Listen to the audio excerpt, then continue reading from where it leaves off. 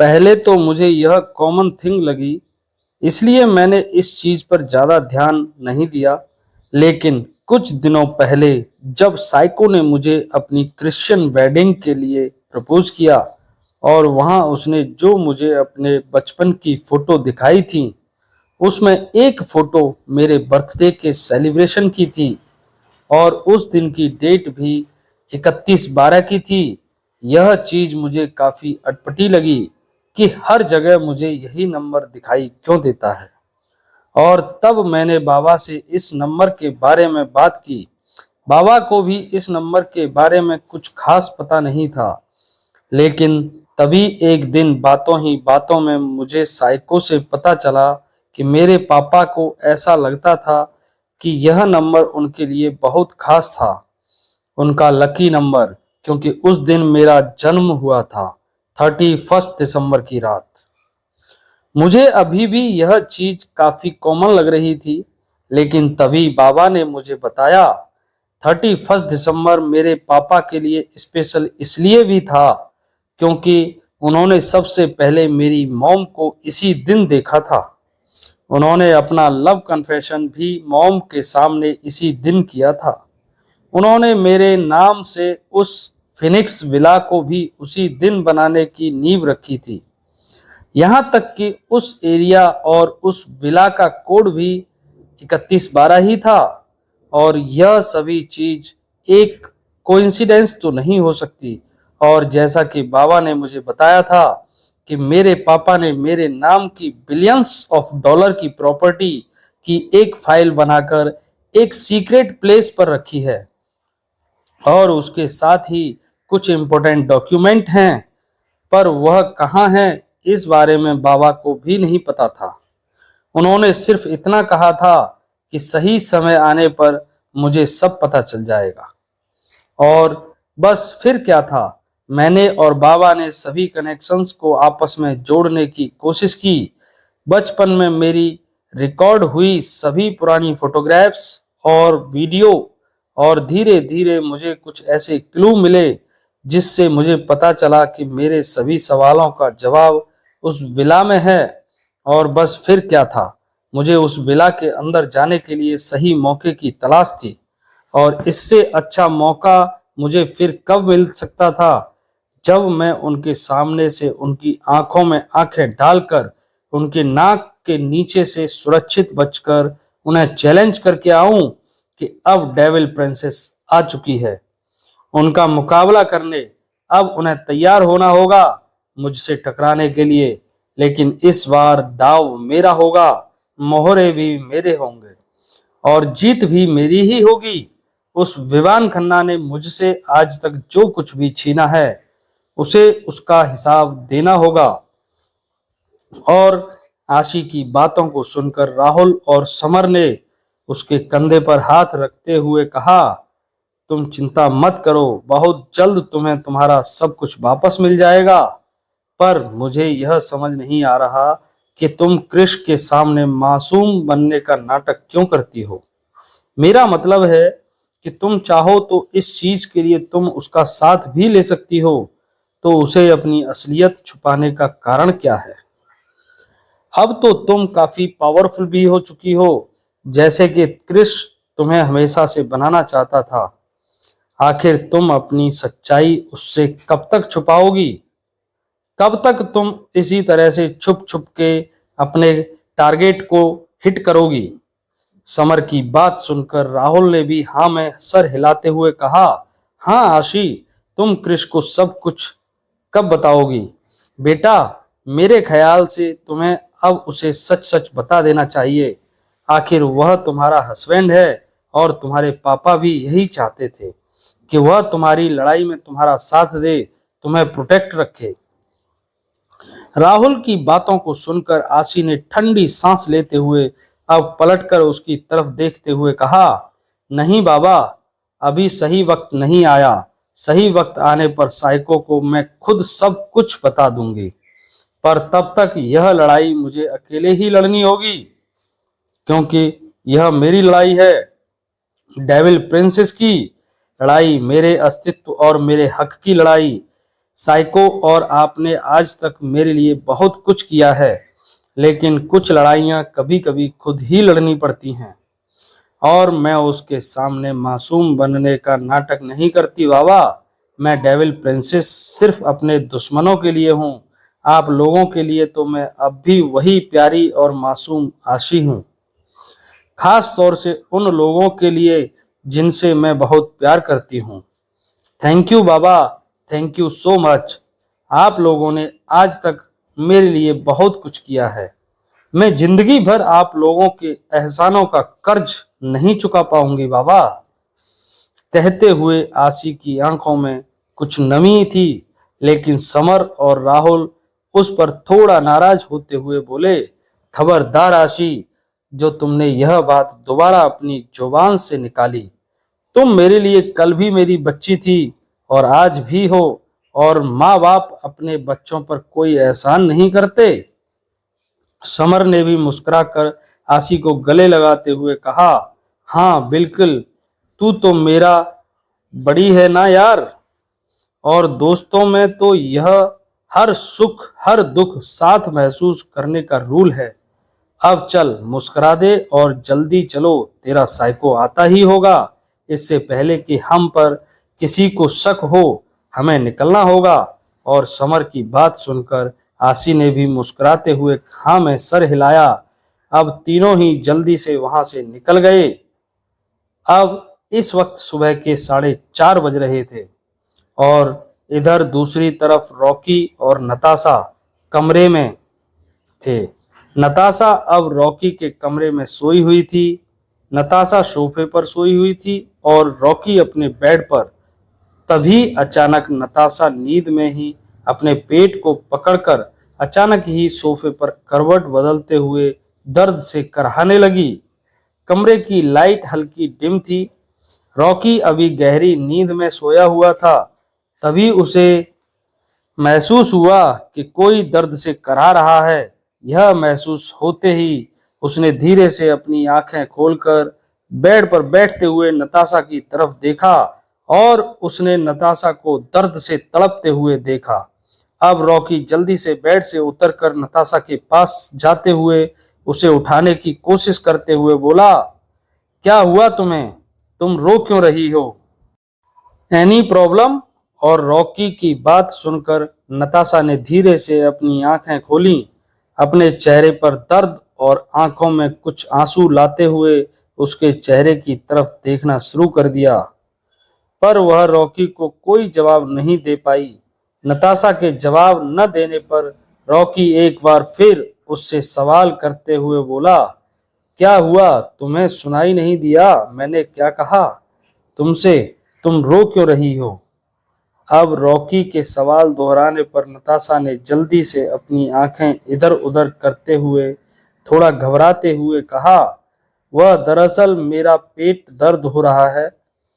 Okay, तो तुम्हें medicine लेनी चाहिए, ना कि इस तरह पेट पकड़कर रोने से क्या होगा। छोटी बच्ची तो नहीं हो तुम, इतनी सी बात समझ में नहीं आती। कहते हुए रॉकी नताशा को थोड़ा डांट रहा था, और अब वह ड्रायर में से एक मेडिसिन का बॉक्स लाकर नताशा की तरफ देखते हुए बोला, इसमें मेडिसिन है, ले लो, थोड़ी देर में दर्द ठीक हो जाएगा।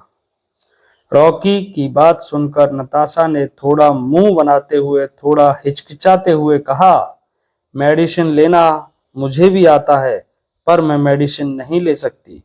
तुम यह मेडिसिन ले जाओ।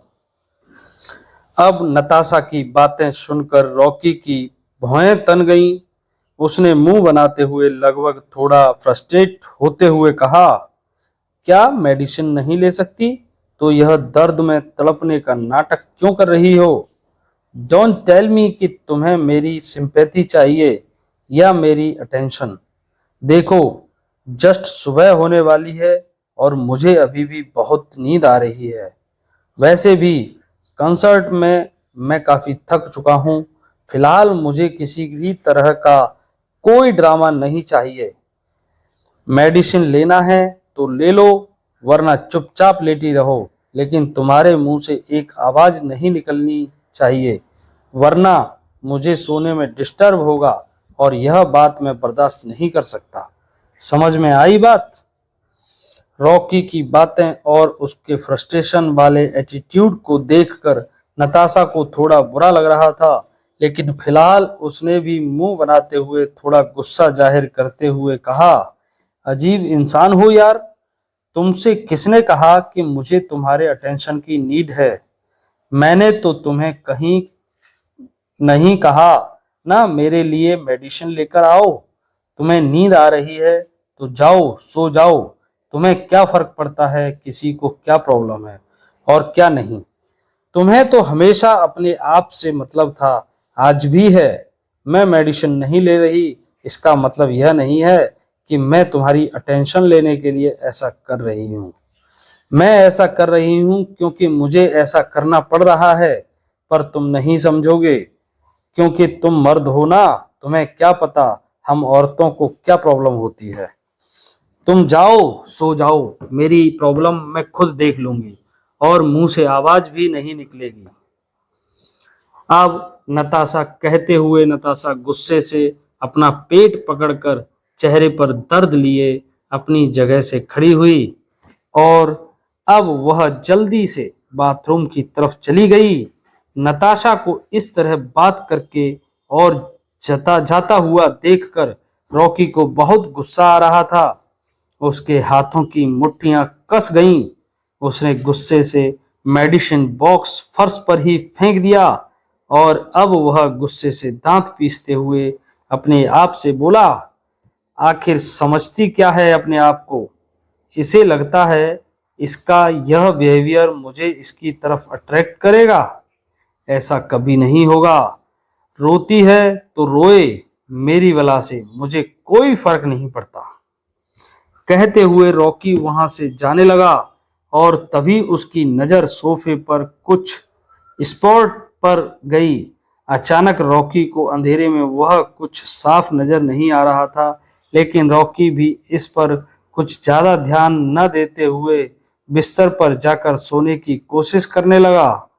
इधर दूसरी तरफ नताशा बाथरूम में परेशान थी क्योंकि उसे पीरियड्स आए थे और उसकी ड्रेस भी खराब हो चुकी थी। अब वह किसी से हेल्प लेना चाहती थी, पर रॉकी के साथ उसकी बॉन्डिंग फिलहाल अच्छी नहीं थी। अब नताशा यूं ही इस ड्रेस को पहने हुए जल्दी से बाथरूम से बाहर आई और धीरे कदमों से जल्दी से अपने वार्डरोब एरिया की तरफ जाकर वह अपने कलेक्शन में से कुछ स्टेशनरी नैपकिन देखने लगी, पर उसका बैड लक कि वहां एक भी स्टेशनरी नैपकिन नहीं था। अब बेचारी नताशा काफी फ्रस्ट्रेट होने लगी। उसे अपने आप पर बहुत गुस्सा आ रहा था क्योंकि उसने पहले से ही इस चीज का अरेंजमेंट नहीं किया था। अब उसने जल्दी से अपनी ड्रेस चेंज की और जल्दी वापस कमरे में आकर हेल्प के लिए अपना मोबाइल निकालकर बालकनी साइड जाकर उसने आशी को कॉल करना शुरू कर दिया। पर आशी, जो इस वक्त गधे घोड़े बेचकर गहरी नींद में सोई थी, उसका मोबाइल भी सैटेलाइट पर था। उसने कॉल रिसीव नहीं किया। अब नताशा काफी परेशान होने लगी। नताशा ने ऐना को भी कॉल करने की कोशिश की, पर ऐना का कॉल भी लग नहीं रहा था। अब नताशा परेशान हो गई, वह हेल्प कैसे ले? और अब उसके पेट का दर्द भी काफी तेज हो गया। अब वह अपने पेट पर हाथ रख दर्द से कराहते हुए कमरे में वापस आई। उसने एक नज़र बेड पर सोने की कोशिश करते हुए रॉकी की तरफ घुमाई। उसे अब समझ नहीं आ रहा था वह रॉकी से मदद मांगे या नहीं। पता नहीं वह उसकी मदद करेगा या नहीं। और तभी उसे ऐसा महसूस हुआ कि उसकी ड्रेस एक बार फिर खराब होने लगी है। अब उसके पास कोई और रास्ता नहीं था। वह जल्दी से अपने पेट को हाथों से संभालते हुए कमरे से बाहर निकली और आशी के कमरे की तरफ चली गई। क्रिश और आशी का रूम रॉकी के रूम से काफी दूर था। इधर दूसरी तरफ रॉकी जो बिस्तर पर सोने की कोशिश कर रहा था, बार बार नताशा के पैरों की हलचल को महसूस कर और उसे दरवाजा खोलते हुए देखकर वह चाहकर भी नहीं सो पा रहा था।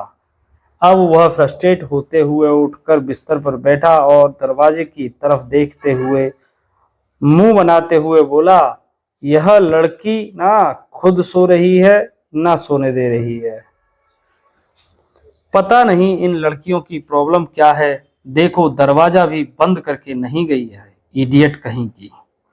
कहते हुए रॉकी ने फाइनली कमरे की लाइट जलाई और बिस्तर से उतरते हुए एक नज़र घड़ी की तरफ देखा, जिसमें इस वक्त सुबह के लगभग 5 बज रहे थे। अब रॉकी बाथरूम की तरफ अपने कदम बढ़ाने लगा, तभी अचानक उसकी नज़र सोफे पर गई। सोफा रेड और वाइट के कॉम्बिनेशन में था, जो कि रॉकी के कमरे के इंटीरियर के साथ बहुत ही अच्छे से मैच कर रहा था। अचानक व्हाइट और रेड लेदर सोफे पर उसे रेड स्पॉट नजर आए। रॉकी ने थोड़ा ध्यान से देखा, वह तो ब्लड था। यह देखकर रॉकी थोड़ा हैरान हुआ और फिर उसने अपने दिमाग के घोड़े दौड़ाए। यह तो ब्लड है, क्या उसे चोट लगी है? पर सोए सोए किसी को चोट कैसे लग सकती है? और तभी रॉकी को कुछ ख्याल आया। नताशा पेट पकड़कर रो रही थी और बातों ही बातों में उसने रॉकी पर गुस्सा होते हुए कहा था कि मर्द औरतों की प्रॉब्लम नहीं समझते। और कुछ देर सोचने के बाद रॉकी को समझ में आ चुका था कि नताशा को पीरियड आए हैं। अब वह थोड़ा कंफ्यूज होते हुए अपने आप से बोला, इसका मतलब उसे हेल्प की जरूरत है। इधर दूसरी तरफ नताशा आशी के कमरे की तरफ जा रही थी। तभी अचानक उसकी नजर सामने से आ रहा समर पर गई। समर को अचानक अपने सामने देखकर नताशा थोड़ी घबरा गई, क्योंकि उसकी ड्रेस एक बार फिर खराब हो चुकी थी। जल्दबाजी में नताशा ने एक नी लेंथ फ्रॉक ही पहनी थी और गलती से उसने येलो कलर की सिलेक्ट कर ली थी, क्योंकि उसके पास सोचने का ज्यादा वक्त नहीं था। अब उसके लिए यह सिचुएशन थोड़ी एम्बेरसिंग होने लगी थी। वह तुरंत ही वहां से भागने को हुई। तभी अचानक समर ने भी उसे देखा, लेकिन समर के हाथों में इस वक्त पानी की बोतल थी और वह नताशा को देखकर मुस्कुराते हुए बोला, अरे वाह नताशा, तुम यहाँ इतनी सुबह सुबह जॉगिंग के लिए जा रही हो क्या? लेकिन तुम्हारी जॉगिंग कॉस्ट्यूम कहाँ है? समर के सवाल को सुनकर नताशा किसी तरह वहां से खड़े होकर अपनी ड्रेस छुपाने की कोशिश करते हुए बोली, वह मुझे प्यास लगी थी, बस पानी पीने जा रही थी। नताशा का जवाब सुनकर समर ने मुस्कुराते हुए अपने हाथ में ली हुई पानी की बोतल देते हुए कहा, तुम्हें प्यास लगी है? कोई बात नहीं, मेरे पास पानी की बोतल है, यह लो, तुम पी लो। कहते हुए समर ने अपनी पानी की बोतल नताशा के आगे कर दी। अब नताशा के पास कोई चारा नहीं था। वह अपने कांपते हुए हाथों से समर की पानी की बोतल को लेने के लिए हाथ बढ़ा चुकी थी।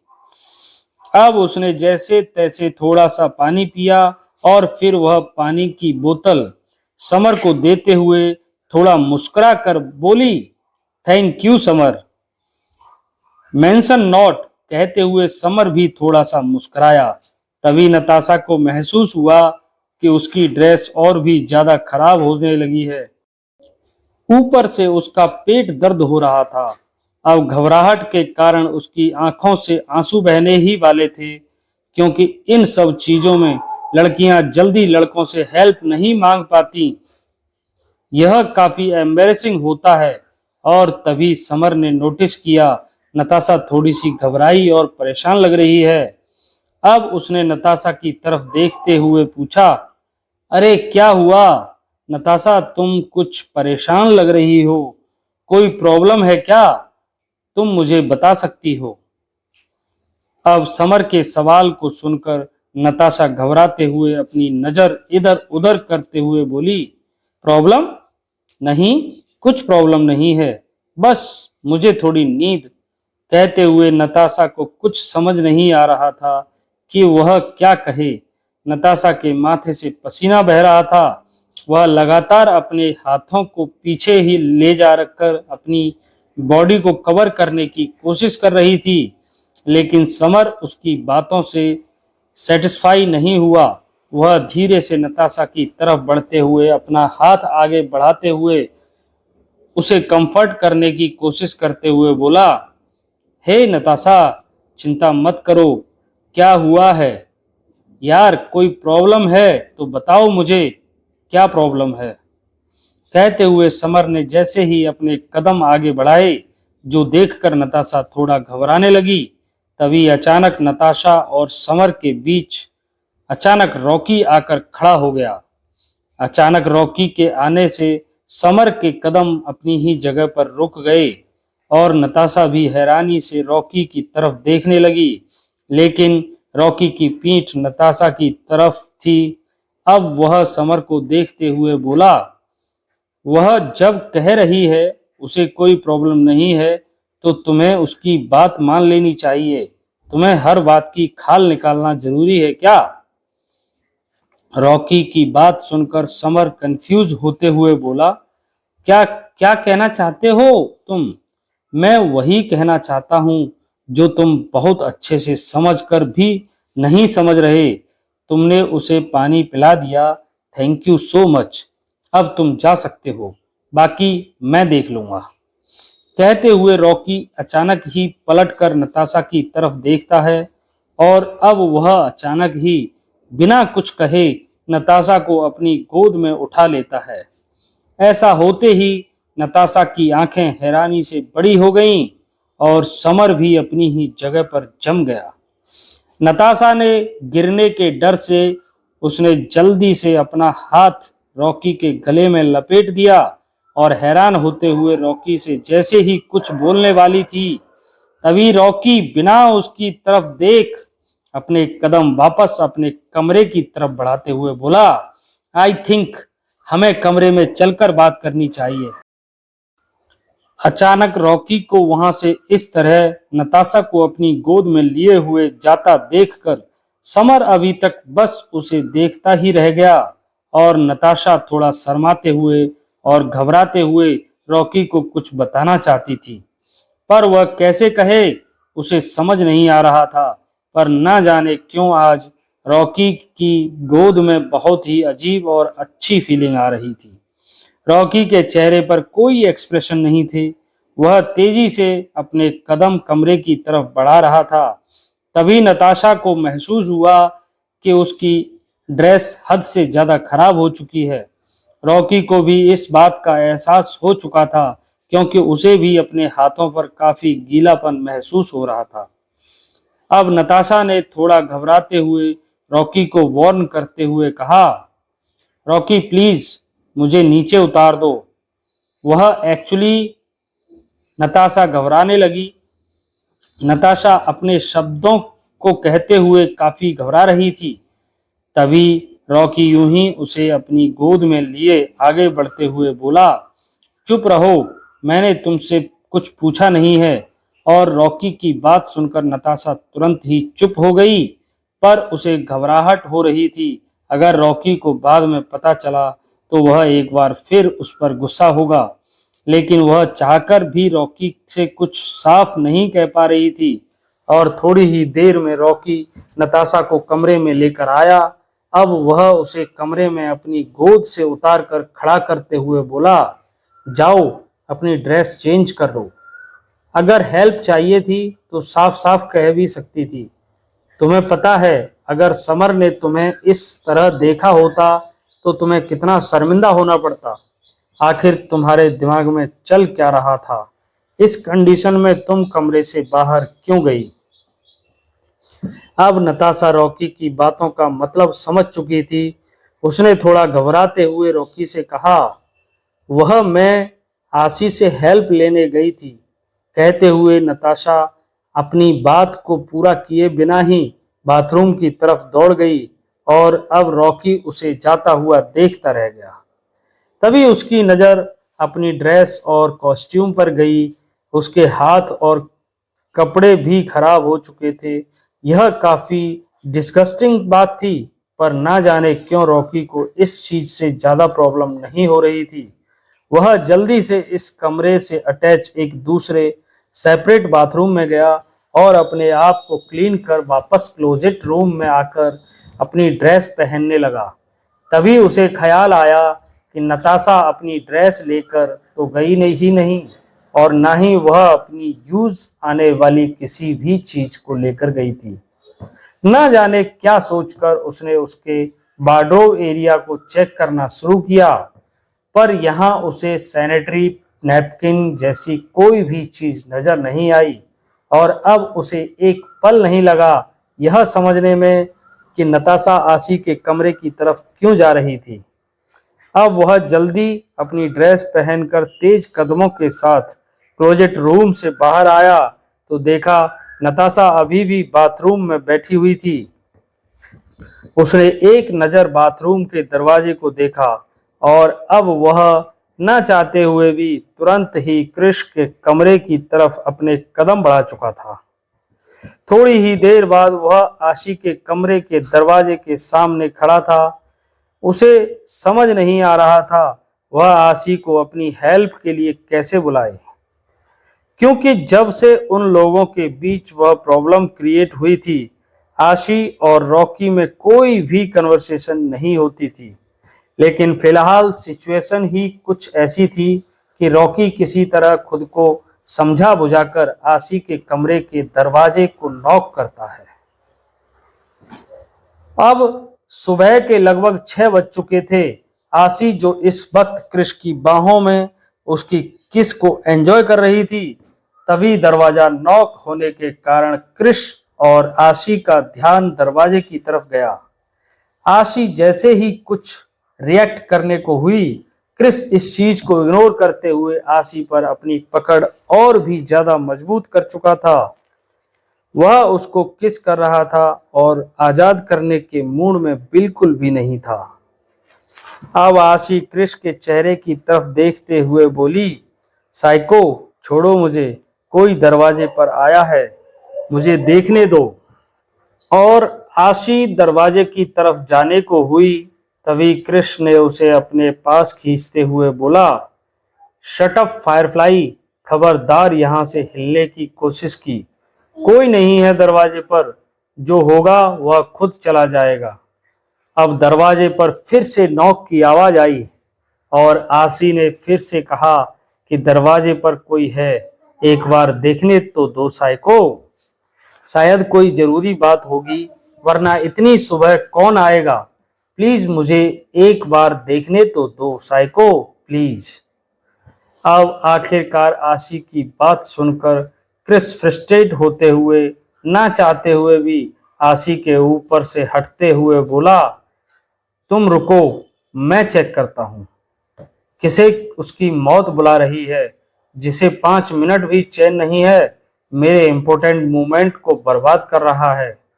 कहते हुए क्रिस जलते हुए दरवाजे को खोलने लगा और क्रिस की बात सुनकर आशी को उसकी बातों पर हैरानी हो रही थी। क्रिस ने जैसे ही दरवाजा खोला, अपने सामने रॉकी को देखकर उसकी आंखें हैरानी से बड़ी हो गईं और क्रिस की आमने सामने देखकर रॉकी भी थोड़ा नर्वस हो गया, क्योंकि क्रिस इस वक्त उसके सामने सिर्फ अपने लोअर गारमेंट्स में था। उसके चेहरे पर बिखरे हुए बाल और बॉडी पर लगे हुए कुछ हल्के स्क्रैच के निशान जो बिल्कुल ताजा थे, जो देखकर रॉकी को और भी ज्यादा एम्बैरेसमेंट फील होने लगी।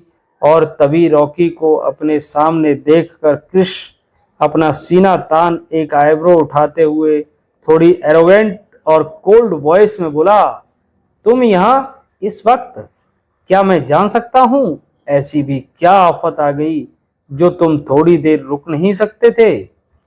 क्रिश की बात सुनकर रॉकी अपनी नजर दूसरी तरफ करते हुए थोड़ा अनोइंग लैंग्वेज में बोला, मुझे भी यहाँ आने का कोई शौक नहीं था, जरूरत थी इसलिए आना पड़ा। नताशा को आशी की हेल्प की जरूरत है, वही बताने आया था, उससे कहो वह थोड़ी नताशा की हेल्प कर दे, वह काफी परेशान है। वह दोनों भाई अभी आपस में बातें कर ही रहे थे, तभी आशी अपनी बॉडी पर अपनी लॉन्ग नाइटी और ऊपर से स्कार्फ पहनते हुए उन दोनों के सामने आकर खड़े होते हुए बोली, क्या बात है साइको? रॉकी क्या कह रहा है? नताशा को क्या हुआ है? आशी की बात सुनकर रॉकी क्रिश के चेहरे से अपनी नजर हटाते हुए आशी की तरफ देखते हुए बोला, नताशा को तुम्हारी हेल्प की जरूरत है, उसे कुछ फीमेल प्रॉब्लम हुई है। रॉकी की बातों को समझकर आशी ने तुरंत ही क्रिश की तरफ देखते हुए कहा, साइको मैं अभी आई। अपनी बात कहकर आशी तुरंत ही क्लोजेट रूम में गई और थोड़ी ही देर में वह अपने हाथ में एक बैग लेकर तुरंत ही कमरे से बाहर नताशा के कमरे की तरफ चली गई। इधर क्रिश और रॉकी एक दूसरे के सामने एक दूसरे को टशन दिखा रहे थे। तभी क्रिश ने रॉकी की तरफ देखते हुए अपनी कोल्ड वॉइस में कहा, अब तुम शादीशुदा हो, अपनी पर्सनल प्रॉब्लम खुद सॉल्व करना सीखो। तुम्हारी वाइफ को किस चीज की नीड है और किस चीज की नहीं, इसे मैनेज करना तुम्हारा काम है। इसके लिए दूसरों की पर्सनल लाइफ को डिस्टर्ब करना ठीक नहीं है, स्पेशली तब जब वह दोनों अपने रोमांटिक मोमेंट्स को एंजॉय कर रहे हों। समझे तुम? और यह तुम्हारे लिए बहुत अच्छा होगा। क्रिश की बात सुनकर रॉकी उसे भी अपनी टशन दिखाते हुए बोला, जबरदस्ती के रिश्तों को रिश्ता नहीं कहा जाता। आज उसे मेरी हेल्प की जरूरत थी और मैं इंसानियत के नाते उसकी हेल्प करने आया था। उसे जबरदस्ती मेरी वाइफ तुम लोगों ने बनाया है, तो आई थिंक उसकी जरूरत का ख्याल रखना भी तुम लोगों का काम है, ना कि मेरा। और ना मैंने इस रिश्ते में कोई कमिटमेंट की है और ना ही यह मेरी जिम्मेदारी है। रॉकी की बातों को सुनकर क्रिश यूं ही उसे अपना टशन दिखाते हुए कोल्ड लैंग्वेज में बोला, बिना मन के ही सही, पर वह वाइफ है तुम्हारी। जिन चीजों के पीछे तुम आज तक भाग रहे थे, ना ही वह तुम्हारी किस्मत में था और ना ही वह तुम्हारा था। दूसरों की चीजों को ना पा सकने का मातम मनाने से बेहतर है जो तुम्हें मिला है उसकी केयर करो, उसे एक्सेप्ट करो। बेहतर होगा अपनी जिम्मेदारियां को सही समय पर समझ लो, इससे पहले कि बहुत देर हो जाए। नताशा एक बहुत अच्छी लड़की है, यह बात तुम्हें अच्छे से समझ लेनी चाहिए। तुम्हारी एडवाइस के लिए धन्यवाद, लेकिन मुझे इसकी जरूरत नहीं है। कहते हुए रॉकी वहां से जाने लगा और तभी क्रिस उसे पीछे से आवाज देते हुए बोला, यह तुम्हारी प्रॉब्लम है कि तुम नताशा को अपनी वाइफ मानते हो या नहीं, लेकिन याद रहे फायरफ्लाई मेरी वाइफ है, उससे दूर रहना, क्योंकि मैं अपनी चीज और अपने लोगों पर किसी और की नजर बर्दाश्त नहीं कर सकता। यह मेरी तुम्हें फर्स्ट एंड लास्ट वार्निंग है, इसे अपने दिमाग में फिट कर लेना, इससे पहले कि अगली बार तुम्हारी मुलाकात किंग से हो। क्रिश की बातों में धमकी साफ नजर आ रही थी। अपनी बातों को कहकर क्रिश कमरे के अंदर चला गया और रॉकी अपने कदम रोककर उसकी बातों को सुनता ही रह गया। उसके हाथों की मुट्ठियां कस गईं और चेहरे पर गुस्से भरे एक्सप्रेशन आ गए, लेकिन फिलहाल वह एक ठंडी सांस लेकर कुछ पल बाद वहां से चला गया। इधर दूसरी तरफ आशी ने नताशा की हेल्प कर दी थी और अब सोफे पर बैठी हुई नताशा आशी को थैंक्स कह रही थी। नताशा की बात सुनकर आशी ने मुस्कुराते हुए कहा, इसमें थैंक यू की कोई जरूरत नहीं है, तुम्हारी बहन हूं, यह मेरा फर्ज था। वैसे तुम्हें अगर थैंक्स कहना है तो रॉकी को कह देना, वही मुझे यहाँ बुलाकर लाया था। आई थिंक अब वह तुम्हें समझने लगा है। आई विश कि तुम दोनों के बीच सब कुछ जल्द ठीक हो जाए। अब तुम आराम करो, मैं पीटर से कहकर तुम्हारा ब्रेकफास्ट कमरे में ही भिजवा दूंगी। कहकर आशी मुस्कुराते हुए कमरे से बाहर चली गई और आशी की बातों को सुनकर, रॉकी की केयर को देखकर नताशा के चेहरे पर भी एक हल्की सी मुस्कान थी। शायद आज का दिन उसके दिल में एक नई उम्मीद जगा रहा था। तो दोस्तों, क्या रॉकी के दिल में उमड़ पाएगा नताशा के लिए प्यार? क्या रॉकी समझ पाएगा नताशा की फीलिंग? आगे की कहानी पढ़ने और सुनने के लिए जुड़े रहिए हमारे चैनल डीएल हिंदी स्टोरी पर। दोस्तों, आपको यह कहानी कैसी लग रही है? आप लोग कमेंट करके हमें जरूर बताइएगा। अब मिलते हैं अगले वीडियो में अगले एपिसोड के साथ। तब तक के लिए धन्यवाद। और हाँ दोस्तों, वीडियो को लाइक अवश्य करें।